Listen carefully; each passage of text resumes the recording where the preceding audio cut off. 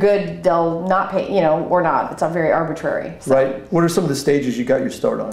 I started out actually in New York at the Boston Comedy Club, which is in the Village. It's not in Boston, but it's run by a guy named Barry Katz, who everybody knows who he is now. But yeah, I started there. I started there with Dave Chappelle and Jon Stewart and Sarah Silverman and Kevin Brennan and Louis C.K. and Mark Cohen and Mike Rowe and all these guys. So open mics, or were you actually... My second time on stage ever, I won $25 at the Boston Comedy Club. David Tell was the host, and Eddie Brill was in the audience, who now books Letterman. I do, yes. And it was like, I won, and they made me a regular after the second time I was on stage. So it was awesome. Spoiled. I was spoiled rotten. And I got a hosting job when I had been doing stand-up for 4 months. I was still an open micer. I hosted Short Attention Span Theater. Nice. Me and Brian Regan. What was that show about? That was on Comedy Central? It was a clip show. A clip show. It was like a clip of stand-up, and then would make jokes about it. I mean, it was basically a hosted prompter show where you have clips of stand-up. So yeah, that's a big deal when you become a regular somewhere. You have lived in Los Angeles as well. I lived in Los Angeles for 10 years. Okay. 10 years. I lived in New York City for like 13 years, and then LA for 10 years, and then here in Florida for 2. So give me your worst road story ever. Something that happened on the road that just, you know, food-related road story. It doesn't have to be. I will tell you a story. Where I was on the road, and it was, I think it was in the early 90s, and I was opening for Louis Black. Okay. And it was like 93, and you know how the local news has like Ice Storm 93. It was like there was a big, huge ice storm, and it was a club. I think it was in Harrisburg. I can't remember. It was somewhere in Pennsylvania. And I called the club and I said, "Are you having a show tonight? Because it's a massive ice storm." And they're like, "Yeah, absolutely, we've got a show." So I got in my shit box of a car that was $200. Right. And I drove in this ice storm, and I remember going like 8 hours in the blinding, and there was a big semi in front of me that was like sliding back down, and I basically got out of his way as he crashed into a giant ball of flames, and I made it to this club,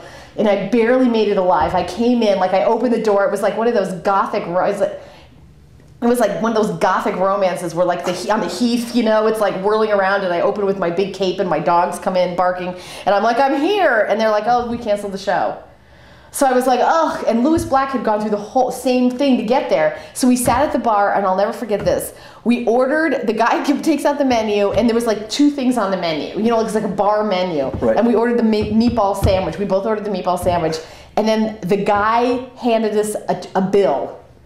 And you know how angry Louis Black is. Yeah, right. He was like, "You gotta fucking be kidding me. We almost killed ourselves, and you're in charge of this goddamn fucking meatball sandwich?" His face was ready to say, and I was like, he was so mad that they were going to charge us, and then the guy was like, "Okay, you can have the meatball sandwich."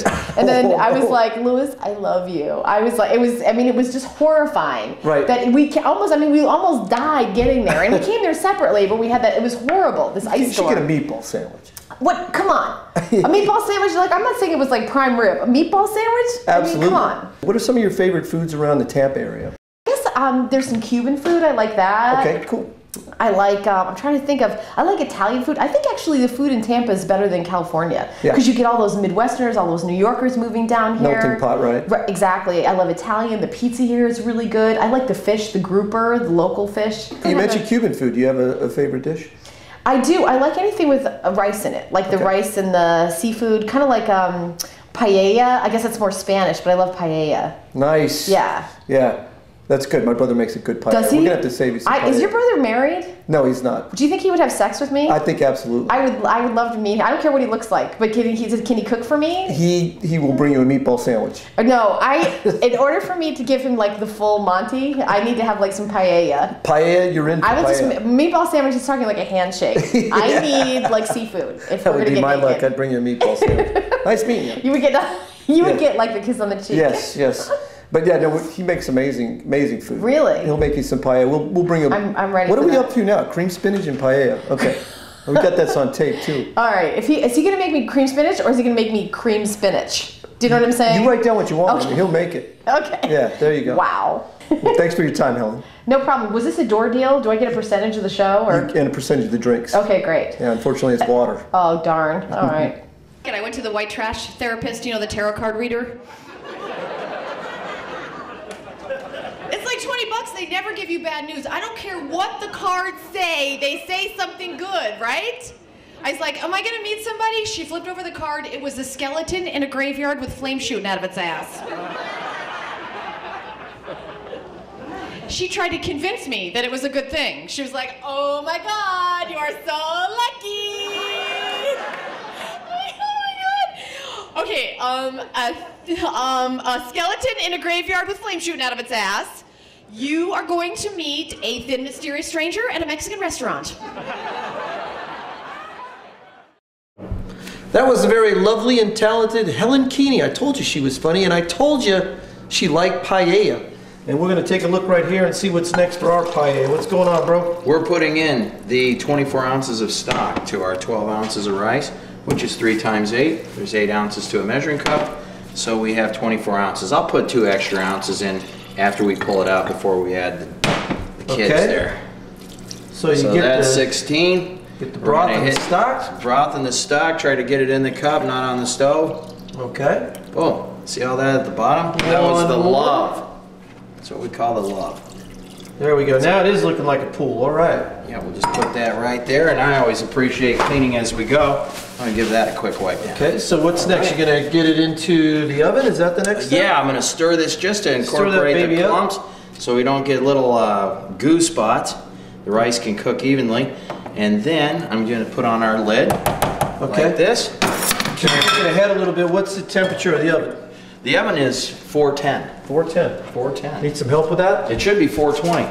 There you go. All right. So the correct temperature for it to cook at is 420? Well, that's if you're happy. Just kidding.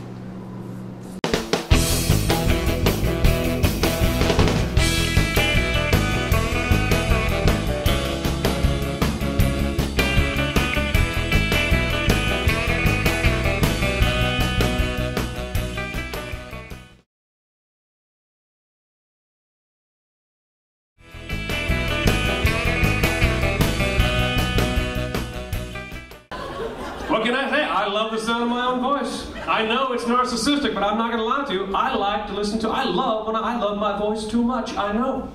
Sometimes you guys talk to me and halfway through I stop listening to you, and I start to imagine how much better that would sound if I just said that to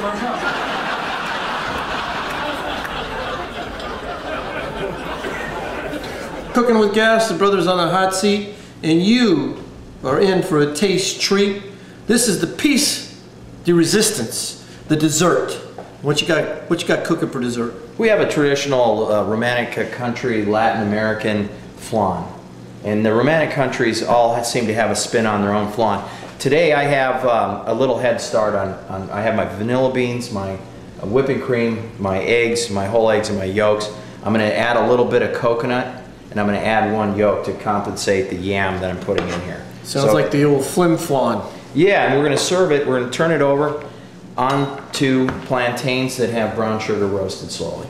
So I think that's pretty cute. Love the plantains. So here we go, we got a nice orange look. It's not all egg yolk, so that's what could fool you. It's the orange from the yam. Okay. But I'm going to add an additional egg yolk in here just to make sure that it sets up, because I'm adding additional coconut. Coconut is pretty tropical. I think the Caribbean, Venezuela, South America, Peru. Okay. And after you mix it up, Cuba. what's going to happen? Well, it's going to get some air bubbles in it. I'm going to let it set. I'm going to put it in the cooler and let that rest. Let me just give it a quick whip so I don't have scrambled eggs. All right. Like that.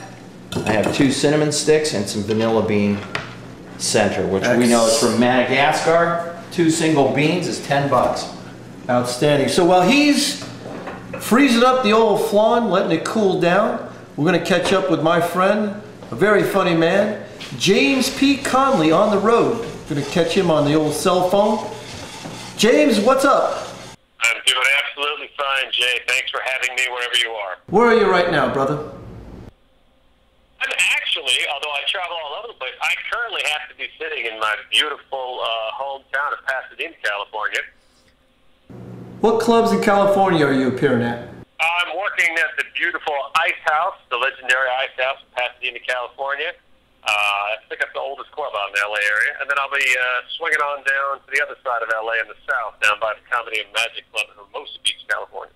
You were a legend on the National Lampoon Comedy Hour. Tell us about that. Yeah, we used to host a show on XM, National Lampoon, and then Sirius Satellite Radio has been really good to me. They play a lot of stuff all over the country, so everywhere I go, people tend to know my material better than I do. James P., tell us about some of your favorite restaurants in the greater Los Angeles area. I can give it to you hands down. The number one place to go is Gus's Barbecue in South Pasadena. It's been there since Route 66 days, and they have the best Carolina pulled pork sandwich I've ever had. As a matter of fact, I have canceled trips to Carolina just to stay home and eat the pulled pork. They fly the pig in fresh every day, I'm pretty sure. I think that's where the phrase came, when pigs fly. They're referring to Gus's Barbecue. It's insane. It's great. They redid it. It's been out there since the 1940s, and when you drive by, you will salivate, and you don't even know why. That's how good this place is. We've all had them. Tell us about your worst experience on the road. Let me just sit here for a second and feel the pain. Okay. I would have to say, first one that comes to mind, San Francisco Comedy Competition. Probably, I'd only been doing comedy a couple of years. I made the finals.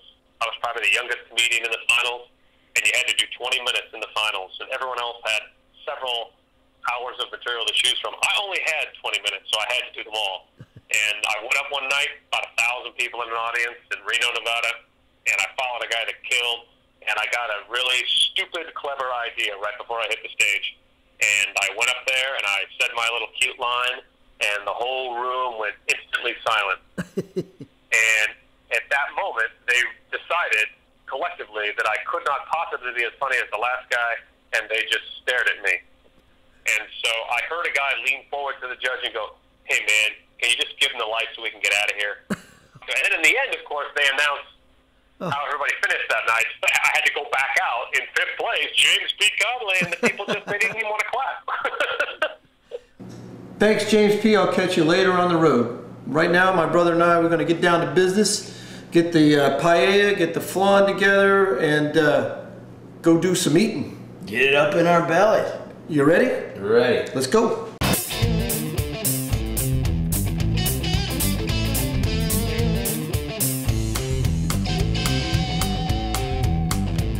Wow, that looks good. Thanks, bro. Now that's it for Roadkills. We're comics that kill on the road and cooks that create in the kitchen. We'll see you on down the road where we'll be making funny and food in a town near you. Bon appetit. Let's eat. Let's eat.